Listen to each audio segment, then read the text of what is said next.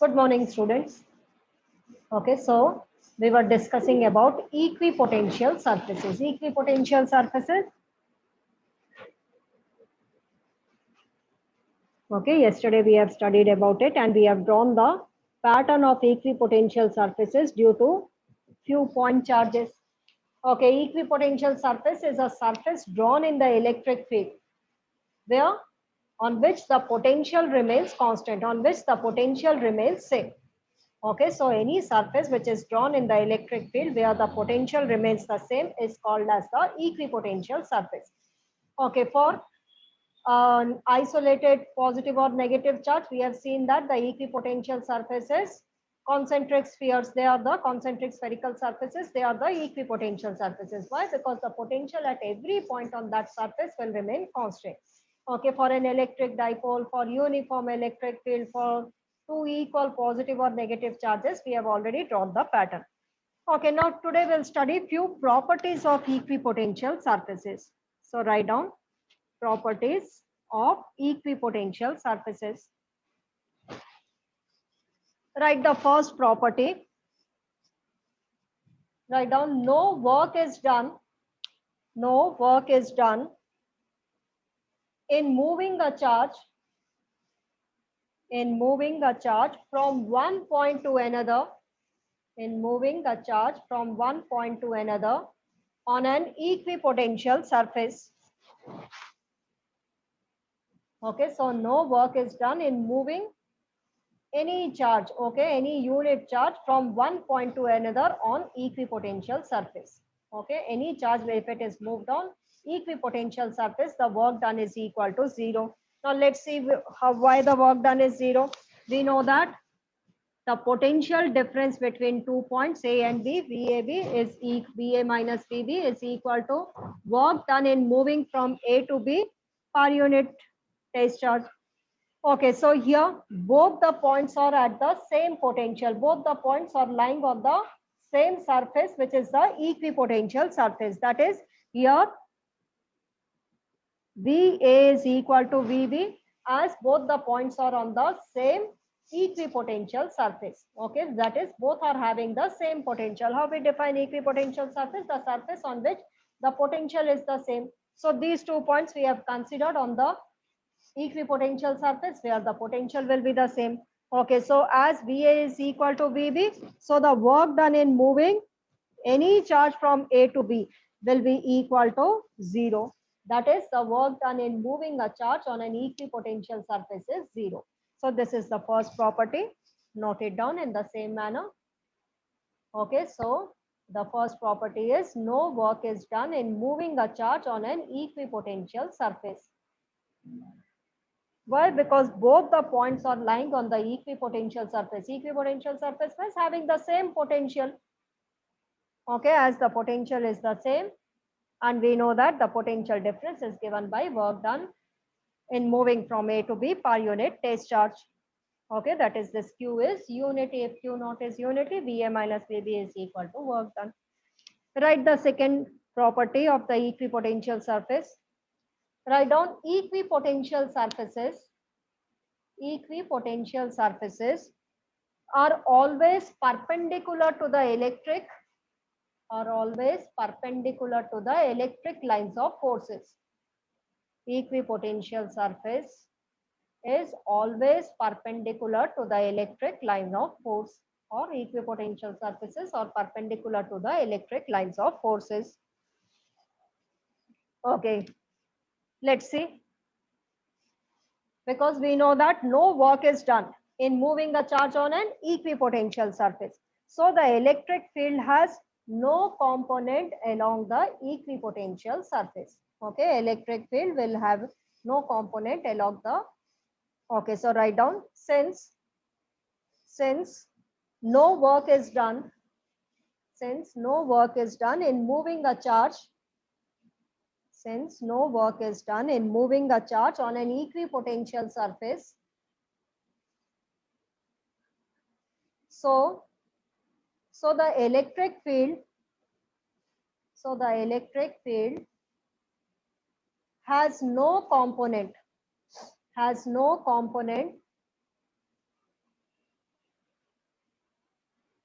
along the equipotential surface, along the equipotential surface.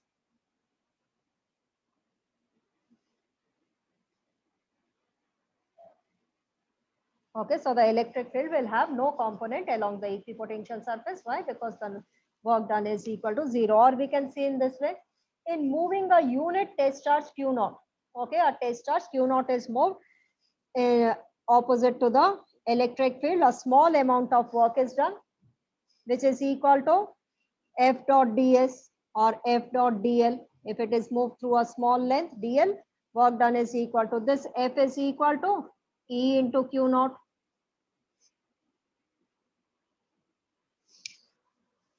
Okay.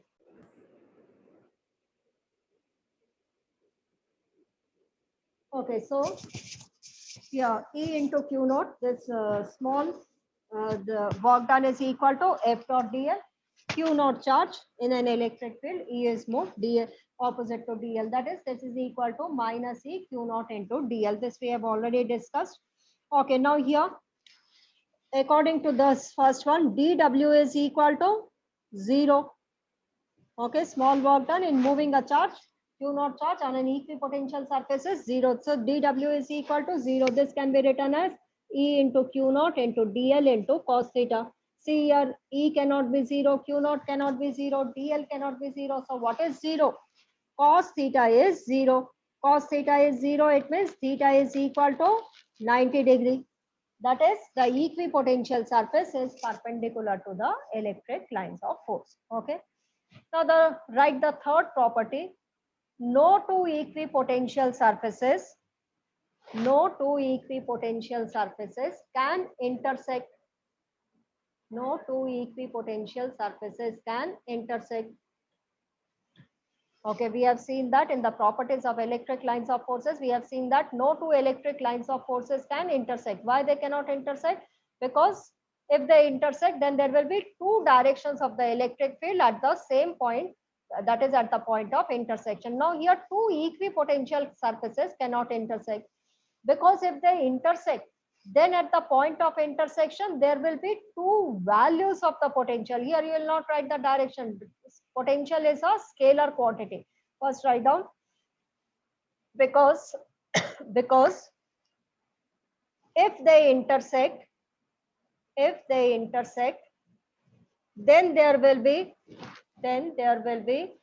two values of potential. Then there will be two values of potential at the point of intersection, that is at the same point, at the point of intersection, which is not possible,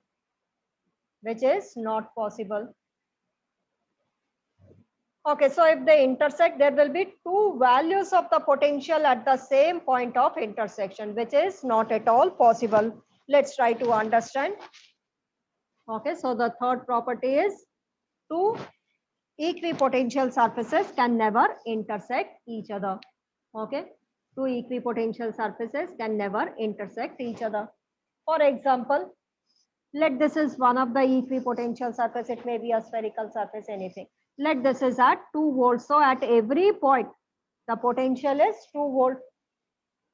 Let us draw one more equipotential surface, which is at different potential. Suppose this is another equipotential surface, which is at 3 volt. That is at every point, the potential is 3 volt. Now see at the point of intersection. This point is lying on this surface also and on this surface also. So at this point, it is not possible that it will be 2 volts and 3 volts both together. So that is why two equipotential surfaces can never intersect, because if they intersect, then at the point of intersection, there will be two values of the potential. Like here, it is 2 volt also, 3 volt also, which is not at all possible.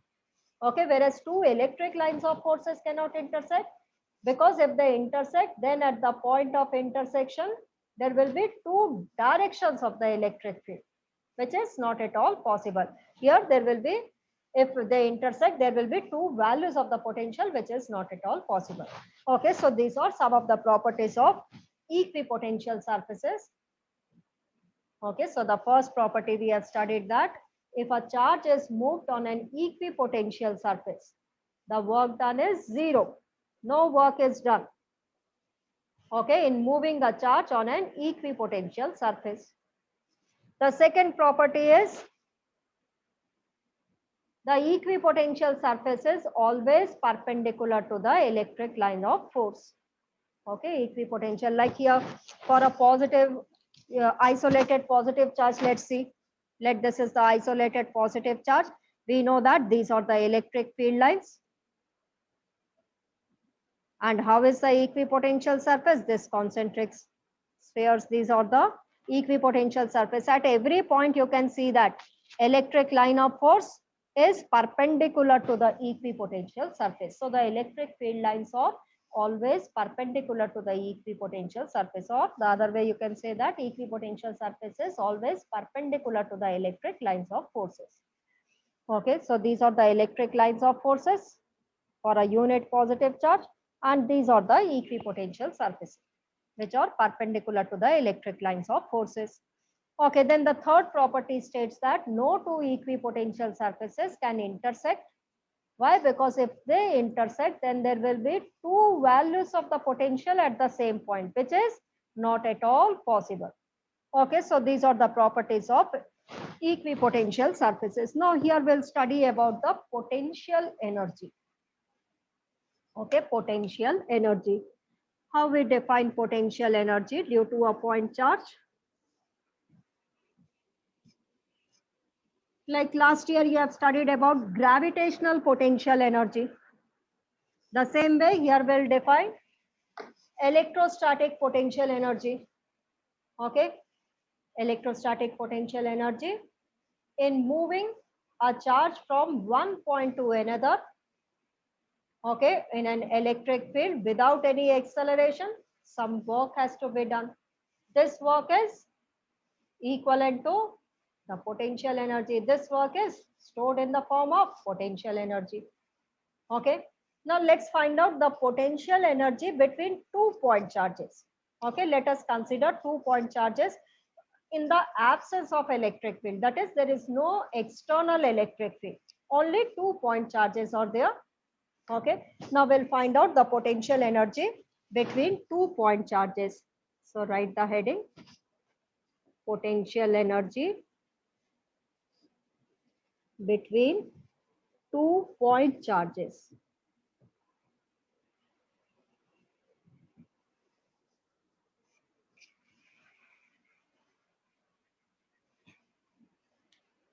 Okay, write the heading, potential energy between 2-point charges. We are finding out the expression of the potential energy between 2-point charges. Okay, it is due to the position of the charges. Suppose there are two like charges. We know that like charges repel each other. So what is the force between them? Force of repulsion. Now if these two like charges are brought close to each other, some work has to be done. This work done will be stored in the form of potential energy. The same way, if there are two unlike charges, we know that the force between them is force of attraction. One is positive, the other is negative, so they will attract each other. Now if these two charges are made to move far apart from each other or made to move apart from each other, what happens? Some work has to be done. This work done is stored in the form of potential energy. Okay, so write down 2-point charges. 2-point charges, if they are like charges,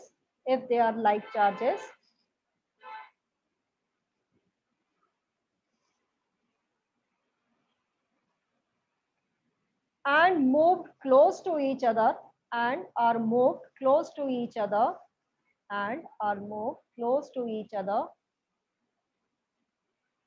some work is done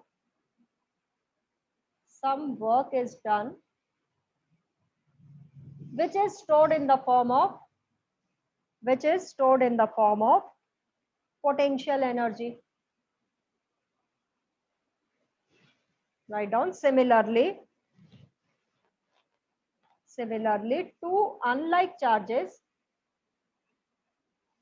Similarly, two unlike charges, when moved apart from each other, when moved apart from each other,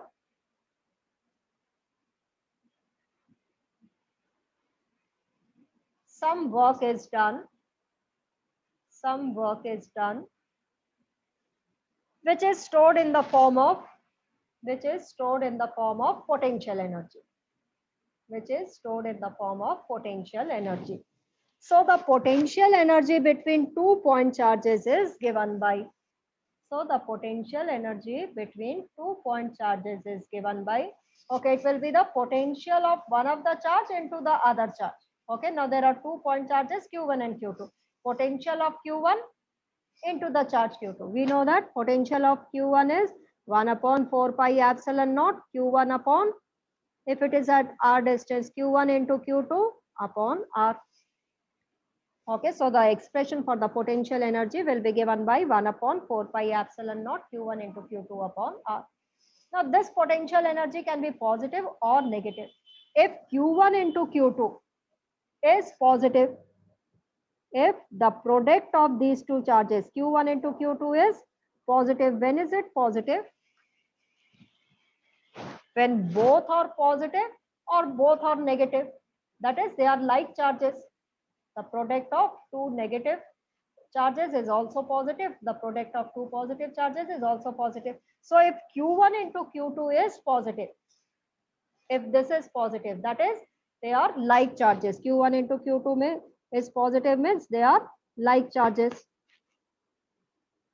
Then potential energy is positive. If Q1 into Q2 is negative,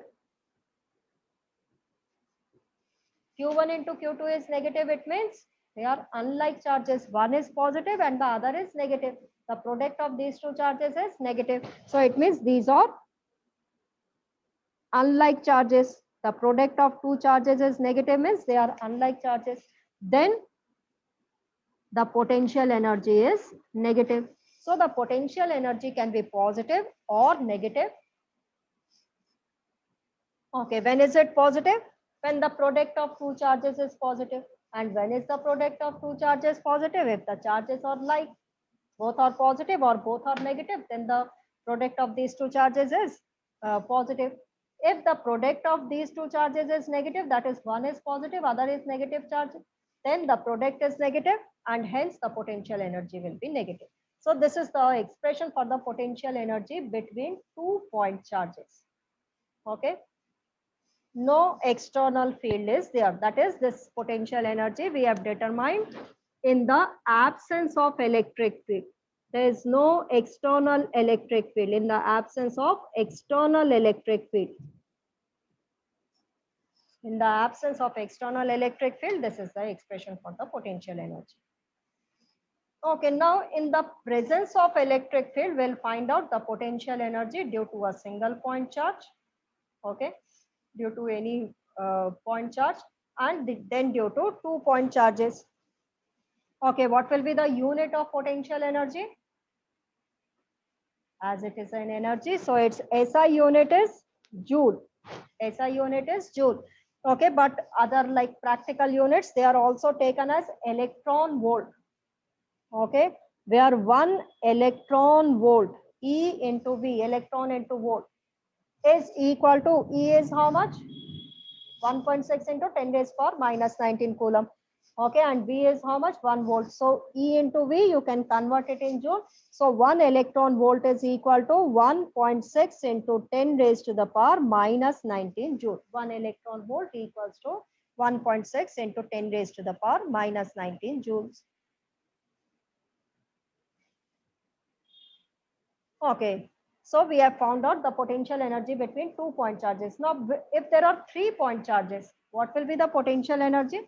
Let's do a question. Find out the electric potential energy. Find out the electric potential energy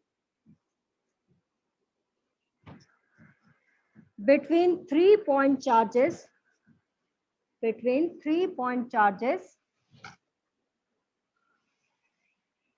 at the vertices Okay, situated at the vertices of a triangle, as shown in the figure. As shown in the figure. Okay, let there are 3-point charges Q1, Q2, and Q3. Let Q1 and Q2 are separated by R12 distance. Q2, Q3 are separated by R23 distance and R13 distance. Now, what will be the potential energy? There will be some potential energy between these 2-point charges, between Q2 and Q3, between Q3 and Q1. And as potential energy is a scalar quantity, you will algebraically add all the potential energy. So the total potential energy of this system, U is equal to the potential energy between Q1 and Q2. What is the potential energy between Q1 and Q2? Between 2-point charges, we know is equal to Q1 into Q2 upon R12. Okay, there will be some potential energy between Q2 and Q3. How much is it? 1 upon 4 pi epsilon naught Q2 into Q3 separated by R23. There will be some potential energy between the first and the third charge Q1 and Q3. How much it would be? Q1 into Q3 R13. So this is the total potential energy of the system. Okay, so if 3-point charges are situated at the vertices of a triangle, then the total potential energy of the system is given by this. Write one more question. Write down 4-point charges. 4-point charges. Q1, Q2, Q3, Q4. Q1, Q2, Q3, Q4 are situated at the vertices of a square. Are situated at the vertices of a square of side A. Of side A. Find the potential energy of the system. Find the potential energy of the system.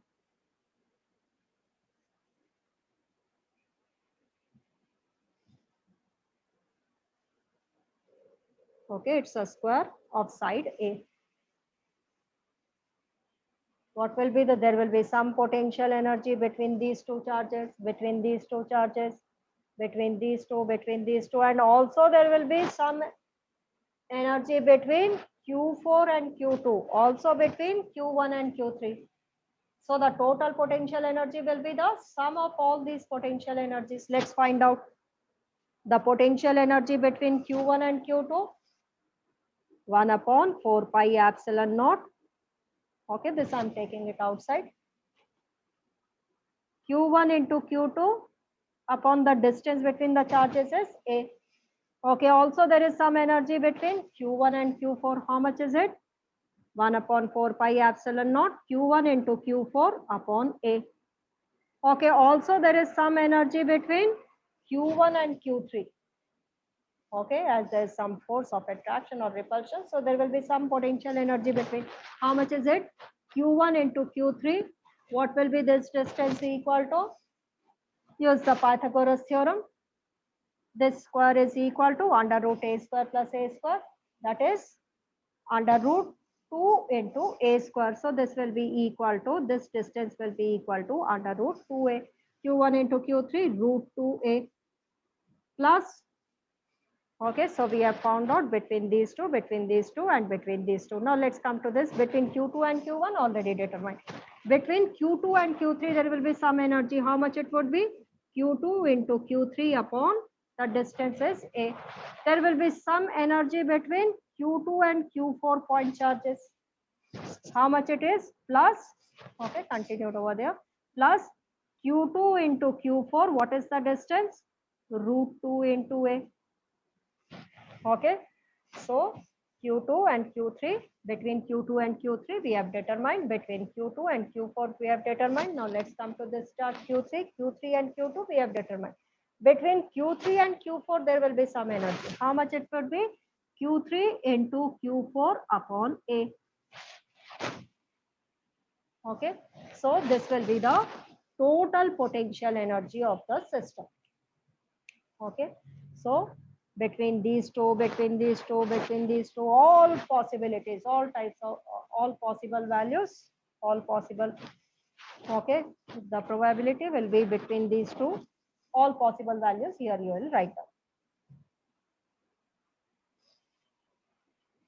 Okay, now the charges Q1, Q2, Q3 may be given as Q, 2Q, minus 2Q, plus 4Q. So accordingly, if it is a minus charge, suppose Q1 here is given here is minus 2Q. So Q1 here you will write it as minus 2Q.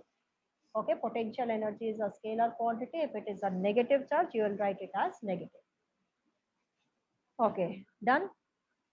Now next we'll find out the potential energy due to a single point charge when it is placed in external electric field. Okay, the charge is placed in external electric field. So write down, write the heading, potential energy of a single charge, potential energy of a point charge in external electric field. Potential energy of a point charge in external electric field. Okay, till now what we have discussed is in the absence of electric field.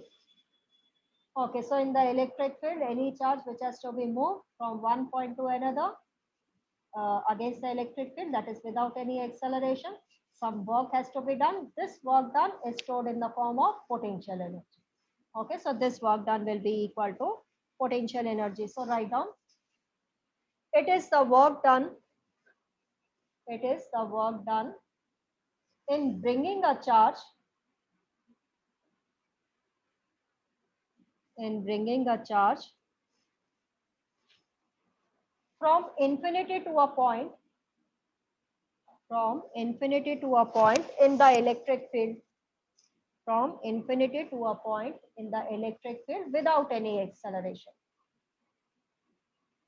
So any charge, if it is brought from infinity to a point in the electric field, some work has to be done. This work done, we call it as the potential energy. Or if it is moved in the electric field in the opposite direction, that work done is also called as the potential energy.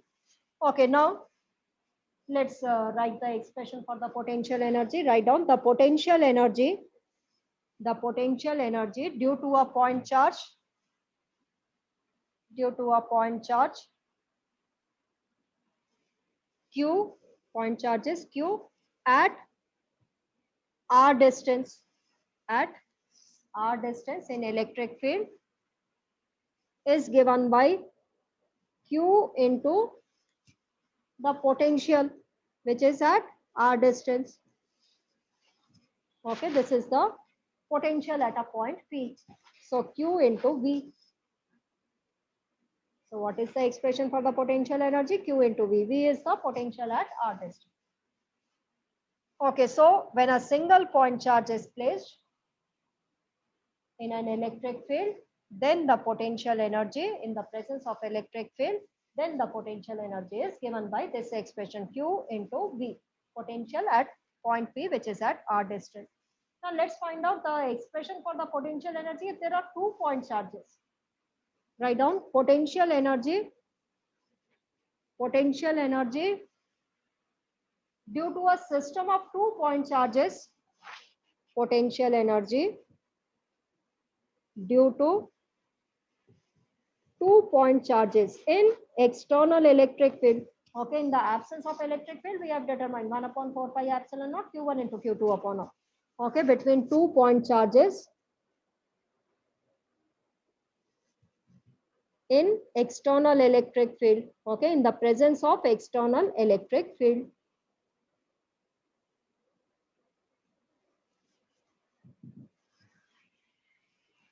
Write down work done in bringing Q1 charge. Work done in bringing Q1 charge from infinity to R1. Okay, write it down, then I'll explain. Work done in bringing Q1 charge from infinity to R1 distance. From infinity to R1 is Q1 V potential at R1 distance. This is the work done in bringing Q1 charge from infinity to R1 distance. Write down the work done in bringing Q2 charge. The work done in bringing Q2 charge from infinity to R2 distance, some other distance. Work done in bringing Q2 charge from infinity to R2 distance is Q2, the potential at another point R2. Okay, also there will be some potential energy between these 2 point charges also. So write down. Okay, this is the work done in bringing Q1 charge from infinity to R1 distance. This is the work done in bringing Q2 charge from infinity to R2 distance. Write down the total potential energy of the system of these 2 charges. The total potential energy is equal to, okay, will be equal to this work done will be stored in the form of potential energy. So this work done, how much is it? Q1 V at R1 distance plus the potential energy Q2 into V at R2 distance, plus there will be some potential energy between these 2 point charges also. How much it would be? 1 upon 4 pi epsilon naught Q1 into Q2 separated by R12 distance. So this will be the total potential energy.